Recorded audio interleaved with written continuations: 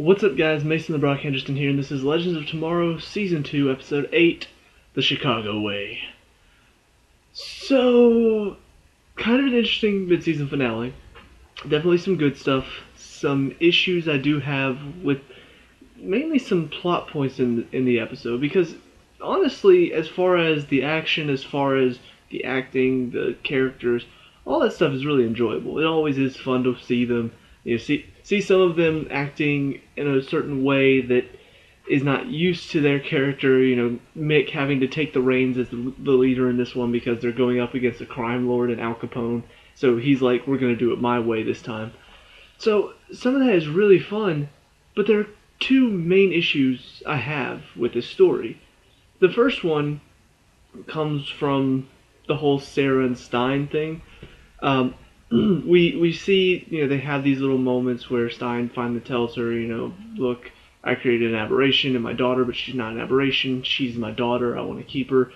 And Sarah, I don't know, just certain things that Sarah says and doesn't really fit with the rest of the story. First of all, she is talking about Stein as like the one who showed her it's not right to change history or something along those lines.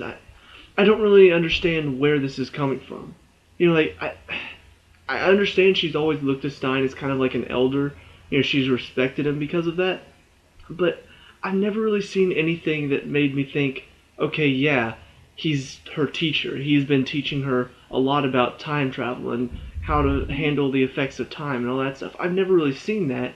And then on top of that, at the end of the episode, we see that she gives up the amulet to the bad guys to save Stein, because we see she has Malcolm Merlyn by the throat with knife to his throat, and he says the information of where Stein is comes at a cost. And so the next thing we see is she's down at the docks and she tells Stein, I had to give them the amulet. I don't know, that doesn't seem right to me. Like, first of all, she's the leader of the team, so she should put the desires of the team above all else. Even if one of the members get captured, they should still, like, in my mind, all I can think is, okay, what's worse? Giving the bad guys exactly what they want, or the possibility of losing Stein, which Capone ended up taking him to the same dock that he took the other guy, so I don't understand why they couldn't just figure it out. But either way, I feel like losing one member of the team is not as bad as giving the bad guys exactly what they want. I don't get that. It just doesn't make any sense. It doesn't make any logical sense. Like, even Stein, whenever he was going to be tortured, said, don't give them what they want, Sarah. So clearly even he thinks, look, it's better that I get lost than we give them the amulet. Because clearly whatever this amulet does is super powerful. It can clearly do some damage.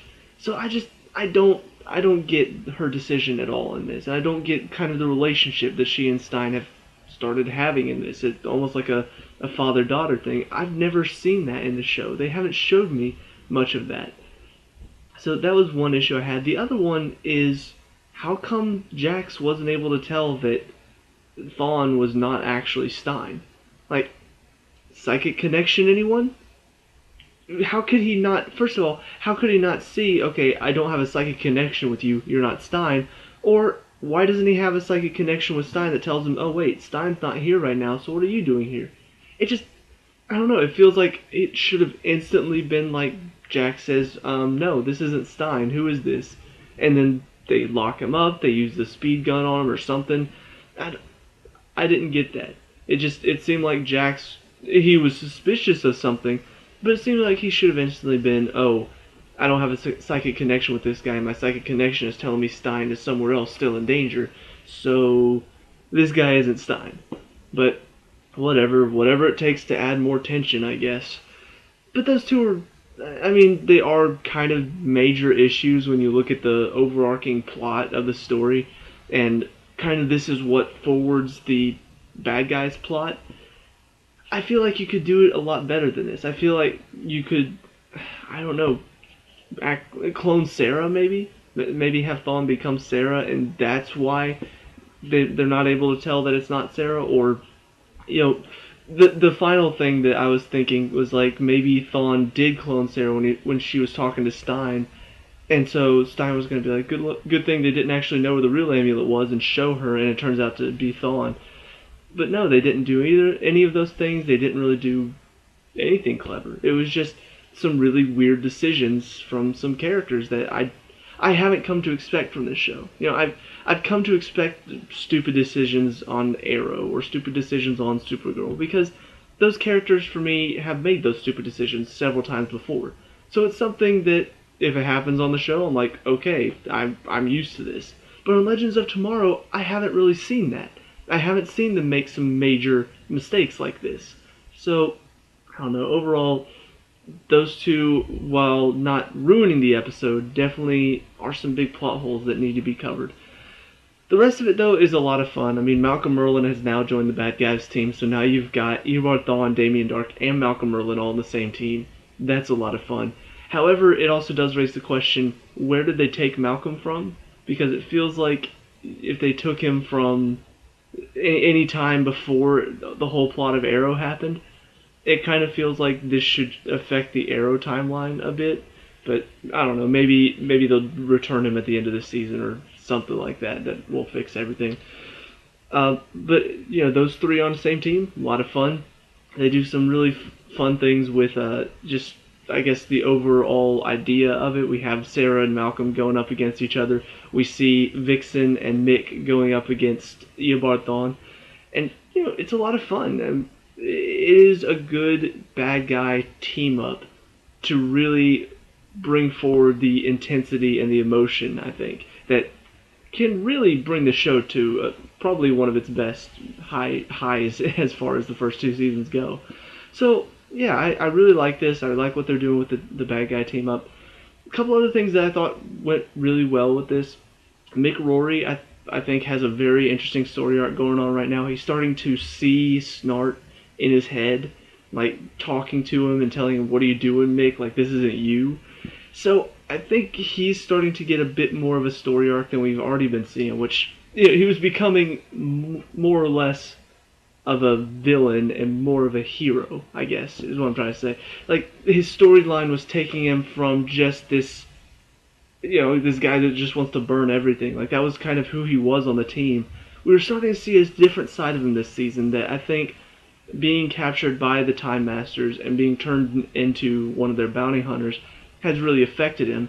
So it's been very interesting to see this different side of him, and now we're seeing an even different side of him because we see Snart is in his head and he's telling him this isn't you, but Mick's just like, this is me. He's making these decisions for himself. So I like where they're going with it. And on top of that, there's a kind of an interesting possible romance. I hope they don't take it there between him and Vixen. I want them to just be good friends. Because Mick doesn't seem like the type of person who's going to fall in love. So to turn it into a romance just doesn't feel right to me. I feel like it should be they're friends. They're really good friends. Vixen sees a side of him that nobody else sees. And so because of that, she's able to connect with him on a deeper level. It doesn't have to turn romantic. That can just be a really good friendship. Because honestly, I hate whenever these CW shows try to do relationships because most of the time it doesn't work out. But anyway, we see them forming a connection, so they're probably going to become partners in crime, possibly. But I do like the chemistry that they have because you can see clearly that they've got a good partnership growing.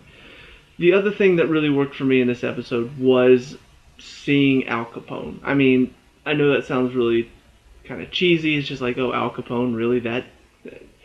It works. It really does. Not just because we see Mick get to take the reins because it's the crime lord and all that, but also because he's a really interesting villain to throw into the mix. He's not a super villain. He's not a meta-human.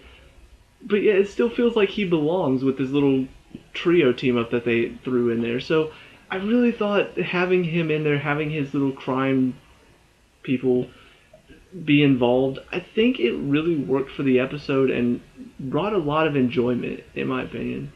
Just so much that I think if they had done this in any other timeline, if they had decided to go back to, I don't know, maybe like the Renaissance or something stupid like that. I don't think it could have worked in any other time period but this one.